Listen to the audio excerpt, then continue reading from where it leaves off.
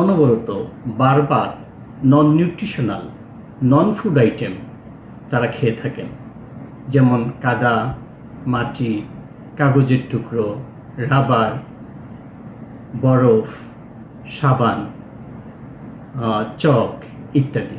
দৈনন্দিন জীবনে বেঁচে থাকার জন্য আমরা খাবার গ্রহণ করি, কিন্তু এই খাবার গ্রহণের স্টাইল অনেক সময় মানসিক রোগের পর্যায়ে পড়ে। Diagnostic and statistical manual DSM-5 অনুযায়ী খাবার গ্রহণ যখন মানসিক রোগ পর্যায়ে পড়ে তাকে বলে ইটিং ডিসঅর্ডার। স্যান্ডেলিনা সো, রূপচর্চায় আভিজাত্য।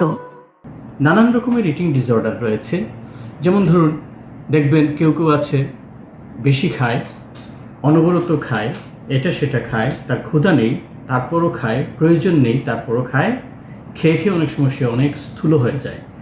আবার অতিরিক্ত খেয়ে সে অনেক সময় বমি করার চেষ্টা করে, তার ভয় যে সে মোটা হয়ে যাচ্ছে।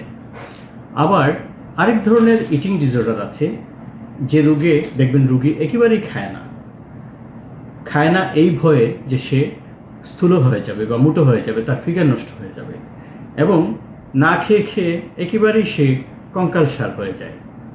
সাধারণত অ্যাডোলেসেন্ট তরুণীদের মধ্যে এই স্বভাবটি দেখা দেয়।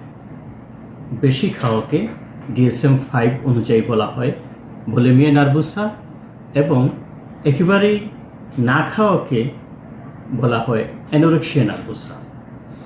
এ দুটো ছাড়াও আরেকটি অদ্ভুত খাবার সংশ্লিষ্ট মানসিক রোগ আছে, যার নাম পাইকা। পাইকা ল্যাটিন শব্দ, এটি এসছে দোয়েল জাতীয় একটি পাখির নাম থেকে। এই পাখিটির বৈজ্ঞানিক নাম পাইকা পাইকা। কেন দোয়েল নামের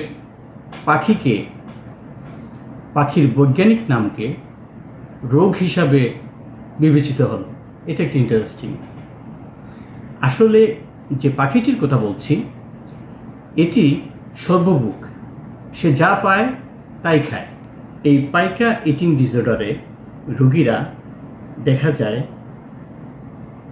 অনবরত বারবার নন নিউট্রিশনাল নন ফুড আইটেম তারা খেয়ে থাকেন, যেমন কাদা, মাটি, কাগজের টুকরো, রাবার, বরফ, সাবান, চক ইত্যাদি।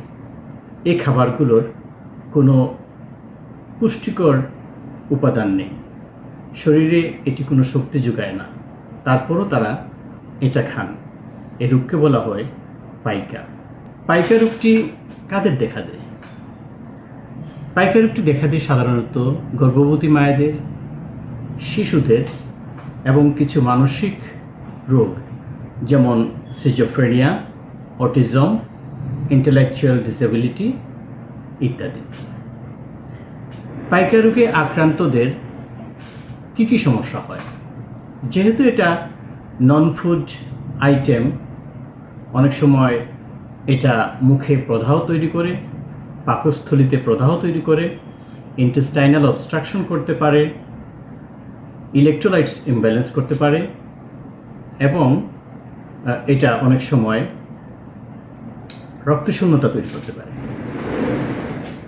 পাইকা রোগ থেকে পরিত্রাণের উপায়: সাধারণত আমরা কগনিটিভ বিহেভিয়ার থেরাপি এবং কিছু ক্ষেত্রে সিলেক্টিভ সেরোটোনিন রিঅ্যাপটেক ইনহিবিটর SSRI ব্যবহার করি।